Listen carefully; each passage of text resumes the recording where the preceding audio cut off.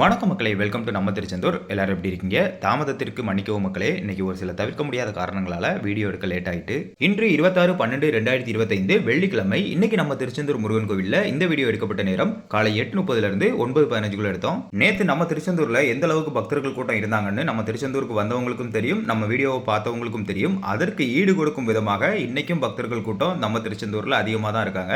அனைத்து தரிசன வரிசைகளிலுமே பக்தர்கள் கூட்டம் ரொம்ப ரொம்ப அதிகமாக இருக்காங்க. அதே நேரத்தில் நம்ம திருச்செந்தூர் முருகன் கோவிலுக்கு இந்த புது வருட பிறப்பை முன்னிட்டு பாத யாத்திரை வரக்கூடிய பக்தர்களின் கூட்டமும் வர ஆரம்பிச்சிட்டாங்க. நம்ம திருச்செந்தூர் முருகன் கோவில்ல அங்க பிரதர்சனம் பண்றதுக்கு வழி இருக்கா? பக்தர்கள் அங்க பிரதர்சனம் பண்றாங்களா அப்படின்னு நிறைய பேர் கேட்குறீங்க. நம்ம திருச்செந்தூர் முருகன் கோவில்ல அங்க பிரதர்சனம் பண்றதுக்கு வழி இருக்கு மக்களே.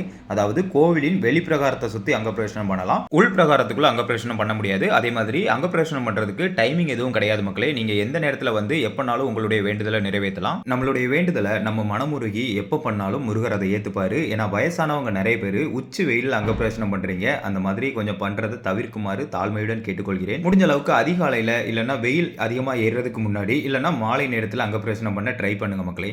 இல்லை கடுமையான விரதம் இருந்து நாங்கள் அடிக்கிற உச்சி வெயிலில் தான் அங்க பிரதர்சனம் பண்ணால் முருகர் எங்களுடைய வேண்டுதலை ஏற்றுப்பாருன்னு நீங்கள் நினச்சிங்கன்னா அது உங்களுடைய நம்பிக்கை. நான் அதில் தலையிட விரும்பலை. நான் ஏதாவது தப்பாக சொல்லியிருந்தா மன்னிச்சிருங்க மக்களே. நேற்று இருந்த கூட்டத்தில் 6 மணி நேரம் 8 மணி நேரம் ஏன் நிறைய பேர் சாமி பார்க்காமலே வீட்டுக்கு போனோம் ப்ரோ அப்படின்னு சொல்லி நிறைய பேர் நம்ம வீடியோவில் கமெண்ட் பண்ணியிருந்தாங்க.